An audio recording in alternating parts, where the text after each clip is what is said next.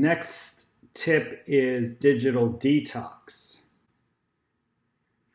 Anxiety, depression, and insomnia are all linked to increased smartphone use. Smartphones, though, are not an unmitigated evil.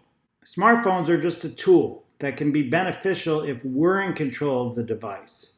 If we don't cede control over to the apps, the media, the notifications, and all the other ways that the device is trying to capture our attention. If we determine where we place our attention, then the smartphone can be an awesome tool. Here are some specific habits that I recommend around smartphone use to improve mental health.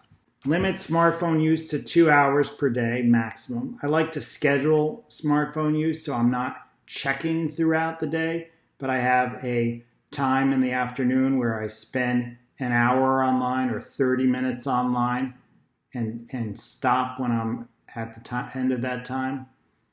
Opt for in-person interactions over virtual. Of course, that can be hampered a little bit with COVID.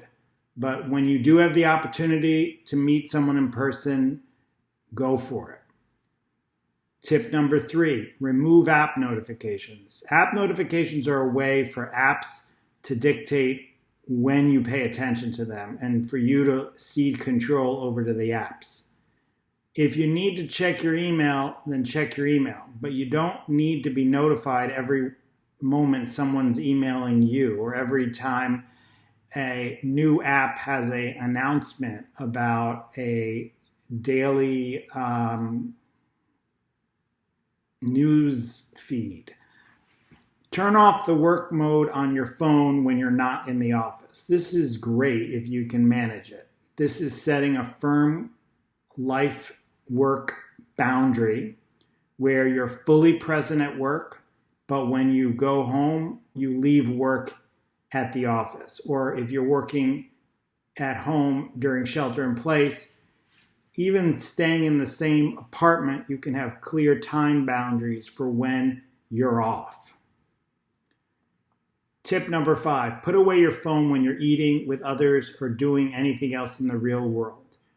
We like to think we can multitask and do more than one thing at a time, have a conversation and be on our smartphone, have dinner and be in our smartphone, watch TV or read a book and be in our smartphone.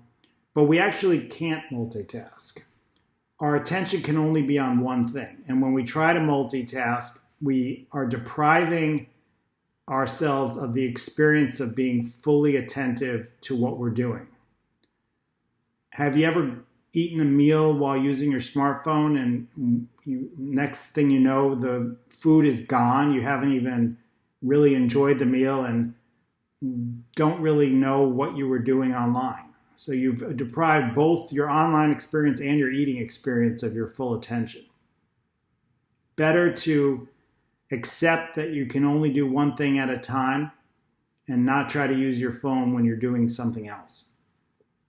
Tip number 6, unplug the hour before sleep. And I gave you my recommendation for using a smartphone, but just to listen to an audiobook with Bluetooth headphones on, phone too far away for you to actually touch it. Set on a sleep timer so you don't have to get up to turn it off. And tip number 7, when you go online, define a purpose beforehand. Boredom not being a purpose. And setting a time limit in advance so you don't get sucked into the black hole of the internet.